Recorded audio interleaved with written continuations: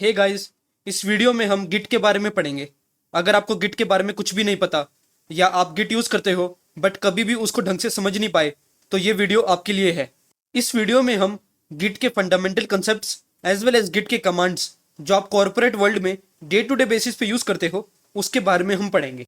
बिना किसी देरी के let start the video. So what is Git and why Git is so popular? Git is the most famous version control system in the world. But अब ये version control system क्या है, इसको समझने के लिए आप इस एग्जांपल को सुनो। लेट से आप एक प्रोजेक्ट पे काम कर रहे हो एंड आपके साथ दो और टीम मेंबर्स भी काम कर रहे हैं एंड आप तीनों अलग अलग लोकेशन पे हो। अब आपने कुछ प्रोजेक्ट में चेंजेस किए एंड आपके साथ वालों ने भी कुछ चेंजेस किए, बट क्योंकि तीनों अलग अलग लोकेशन पे हैं एंड कोई ऐसी सेंट्रलाइज लोकेशन नहीं है जहाँ पे सारा लेटेस्ट कोड प्रेजेंट हो, तो सबके पास एक लोकल कॉपी होगी प्रोजेक्ट्स की एंड उसमें सिर्फ खुद के चेंजेस होंगे। दूसरों के चेंजेस को मर्ज करने के लिए आपको उनको कांटेक्ट करना पड़ेगा एंड मर्जिंग भी मैन्युअली करनी पड़ेगी एंड ध्यान रखना पड़ेगा कि आप अपने या दूसरों के चेंजेस को हटा ना दो। एंड अगर दो टीम मेंबर अपनी अपनी साइड पे कोड बेस को मर्ज कर रहे हैं तो वहां पे कुछ डिस्क्रिपेंसी आ सकती है। एंड अगर आपके सारे टीम मेंबर्स एक साथ काम कर रहे हैं एंड सबने कुछ चेंजेस पुश किए तो सबके चेंजेस को मर्ज करने के लिए सबके कोड बेस को फेच करके लोकली स्टोर करना पड़ेगा, विच इज नॉट स्केलेबल।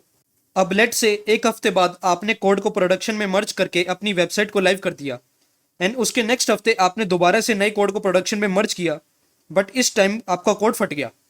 तो दोबारा से पिछले हफ्ते के कोड बेस पे रिवर्ट करने के लिए आपको पिछले हफ्ते के कोड बेस को कहीं पे स्टोर करके रखना पड़ेगा, ना कि सिर्फ लेटेस्ट कोड बेस को स्टोर करके रख रहे हो।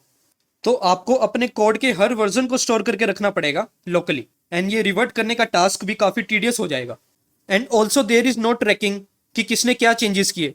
एक दो हफ्ते या 3 मेंबर में तो पता नहीं लगेगा, बट जब टीम बड़ी होगी एंड प्रोजेक्ट को 1 साल हो जाएगा एंड हर दिन कोई ना कोई चेंजेस करे जा रहा है कोड बेस में, तो उस टाइम पे किसने क्या चेंजेस किए एंड क्यों एंड कब किए, इन सारी डिटेल्स को ट्रैक करना काफी मुश्किल हो जाएगा।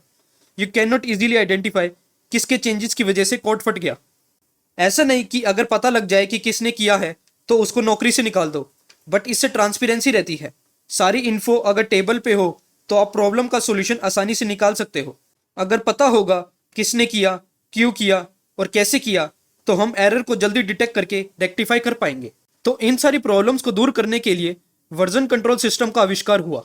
वर्जन कंट्रोल सिस्टम आपके कोडबेस के सारे चेंजेस को एक स्पेशल डाटाबेस में स्टोर करके रखता है, विच इज कॉल्ड रेपोजिटरी। हम आसानी से कोडबेस की हिस्ट्री को देख सकते हैं, किसने कब क्या चेंजेस किए, ये सारी info version control system store करके रखता है। एंड अगर किसी ने कोड फाड़ दिया तो हम आसानी से रिवर्ट बैक भी कर सकते हैं।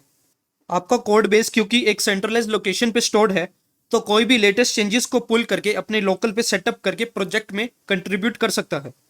एंड सब के सब अपने चेंजेस को इस सेंट्रलाइज रेपो में ही मर्ज कर रहे होते हैं and nobody has to contact each other. Repo is the short form of the repository.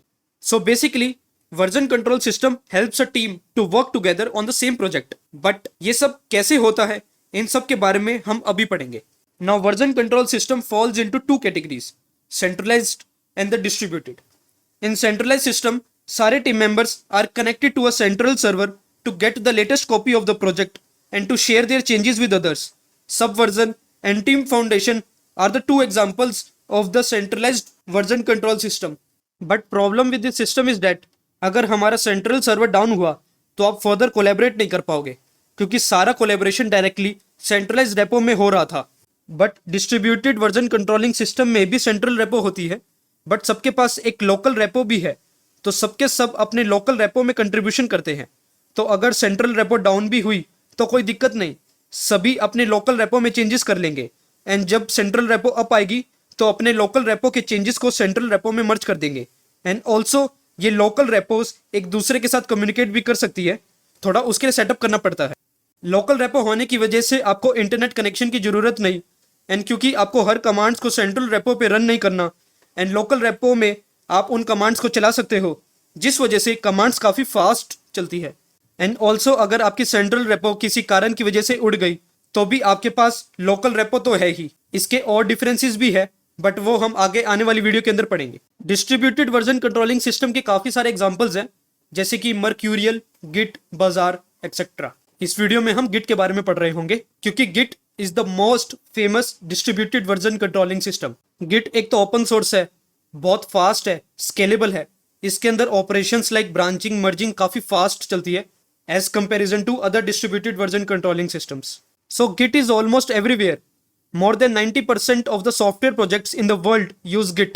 So that's why almost every job description for software developer mention Git. So अगर आप software development की job ढूंढ रहे हो तो ये video आपके लिए काफी ज्यादा जरूरी है. You should know inside out of this Git. ये काम कैसे करता है, इसके अंदर आप प्रोजेक्ट हिस्ट्री को कैसे ट्रैक कर सकते हो, कैसे दूसरों के साथ कोलैबोरेट कर सकते हो, और इन सब के बारे में ही हम इस प्लेलिस्ट में पढ़ रहे होंगे. So that's all for this video. अगर आपको वीडियो पसंद आई हो तो लाइक शेयर और कमेंट जरूर करके जाना, और चैनल को सब्सक्राइब जरूर करना. मैं देख रहा हूँ कि ज़्यादातर लोग वीडियो देख तो रहे हैं बट सब्सक्राइब नहीं कर रहे हैं, तो प्लीज़ सब्सक्राइब दिस चैनल.